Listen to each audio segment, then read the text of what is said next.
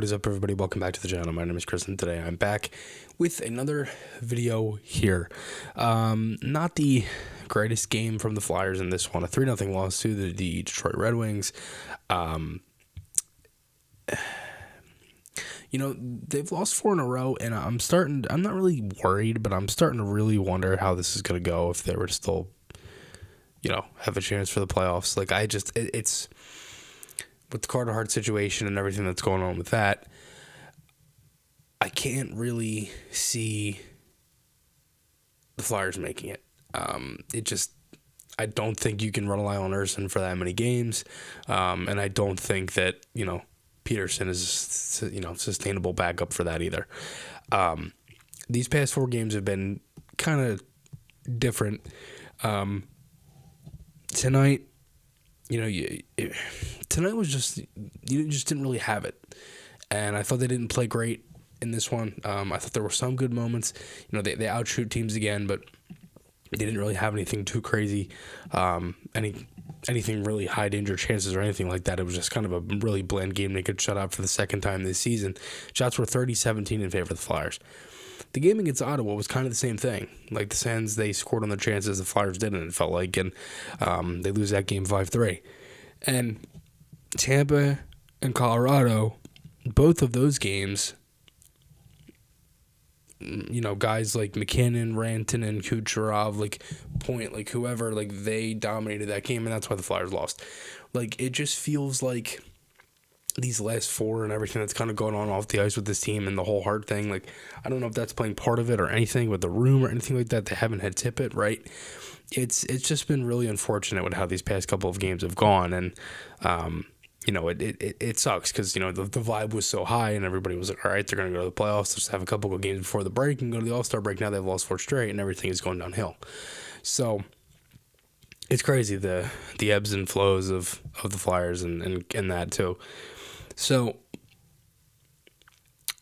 I look at this weekend and I look at the alumni game tomorrow, Friday, and I look at Saturday. I'm like, my hope is that maybe this kind of looks like the Calgary game a couple weeks ago where they get the boost. It was the Ed Snyder game. If they can get a boost from the Recce celebration and everything that's going on, and they got a little boost from that, and they won a good, tight game against the Bruins, a very good team, I'd be happy. I would. I mean, to be in a playoff spot, you win that game, that'd be a huge game to win.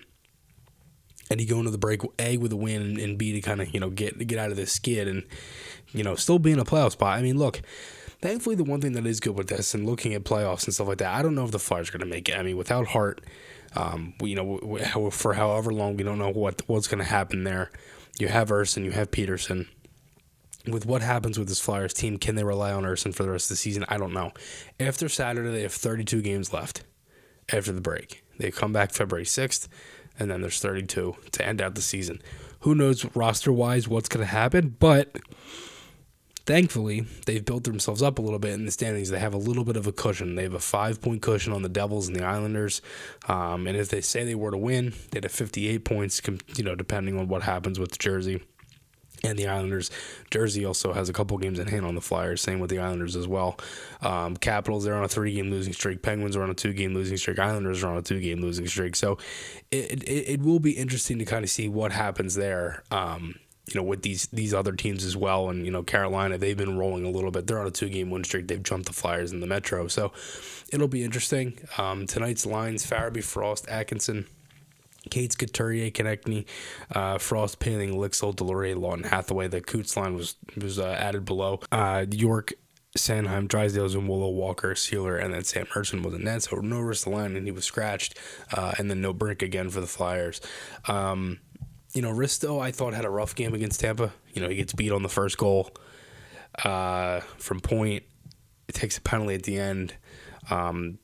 I didn't think Risto was playing horrible hockey, but just a little bit of a reset. I wouldn't be shocked if he comes back in. They might sit him again just because, hey, it's the All-Star break, and they might want to try to go 12-6 instead of 11-7. I know that's Tort said he's kind of like that. I don't know what they'll do there. But again, the first period I thought was, back and forth. The Flyers had a couple good shifts. I did really like the Paling line tonight. I thought Ule Lixel was very good, and I'll try to say that right for the rest of the season as long as Ole is up here. I thought, and I might have even said it wrong, who knows, but, the Red Wings did get a power play. They had 5 blocks on that. And then that's the one thing that, if they are to make the playoffs and if they are to kind of get in, there's going to be some key moments with the penalty kill and the shorthanded and being blocked, the block shots and all that too, and how they kind of defend that. Second period, Larkin scores. It's 1-0. It was a shot from Raymond. Larkin scored on the rebound, and it was a bad rebound for Urson. I thought, honestly, there wasn't much he really could do, though, because no one really picked up Larkin at the side of the net there. Unfortunately, just a bad spot where the puck ended up going off his pad and ends up going. And I didn't really think you could blame Urson for any of the goals. I thought that when I originally saw the third one, I was like, I thought that was one he could have had. Then it changed direction, and I saw the defensive breakdown before because my TV had shut off. I had to go back. It wouldn't let me rewind. I had to basically wait till intermission, go all the way back, and watch it again. And then I was like, okay, never mind. Flyers had a power play before the second goal. They had a little bit of movement. Lixo had a chance in time before that as well. And the second goal is so frustrating because it's like they haven't had a good bounce, I think, go their way in the past 4 games. And the Red Wings scored some weird goal. It goes off of Frost's stick, deflects in from Seider, 2-0, then 3-0, shorthanded goal. It deflects, the Flyers get beat on the retrieval. They lose the puck battle. I'm just like, oh my God, like, what are we doing here? And the Wings, I thought they were just all over the Flyers in the zone after that. Delorier tried to get them going. Ton of penalties at the end of that. The third period was the third period. I didn't really take a lot of notes down in the third period because, first of all, to be honest with you, the game was over. They just didn't have it tonight. And it's just one of those ones where I don't know if they're ready, if it's a mix of like they're ready for the All-Star break and with Tippett not being in, and like I said, everything that's going on off the ice with Hart. I'm hoping they can kind of get back to that in what they were doing before. Have a good game on Saturday against the Bruins after everything that's been going on for, with the Recce and the alumni game tomorrow and everything like that. So it should be good. I'm excited for that. I will be there, if anybody was wondering. I'll have a ton of content coming out on the PHI Heritage tomorrow. We'll be doing a lot of stuff over at Maher Media as well. So thanks everybody again for all the support. As always, make sure you check out Maher Media for all things Flyers hockey. My name is Chris, and I will talk to you all again soon.